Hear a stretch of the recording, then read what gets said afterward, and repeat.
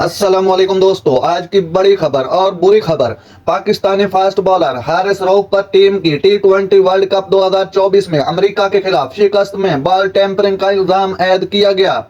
Pakistani fast bowler Haris رؤف پر کی T20 world cup 2024 میں امریکہ کے خلاف شکست میں بال ٹیمپرنگ کا الزام عائد کر دیا گیا۔ اس وقت پاکستان کے مسائل ختم ہوتے نظر نہیں آتے۔ T20 ورلڈ کپ 2024 کے افتتاحی میچ میں امریکہ کے خلاف شرمناک شکست کے بعد پاکستان کے سٹار کھلاڑی حارث رؤف پر جمعرات کو میچ کے دوران گیند سے چھیڑ چھاڑ کا الزام لگایا گیا ہے۔ جنوبی افریقہ کے فاسٹ بالر رسٹی تھیرون، جو اس وقت US کی سینئر قومی ٹیم کے رکن ہیں، سوشل میڈیا پر انٹرنیشنل کرکٹ کونسل ICC کو ٹیگ کرتے ہوئے پاکستان کے تجربہ کار اسپیڈ سٹر رؤف پر سنگین الزام عائد کیا۔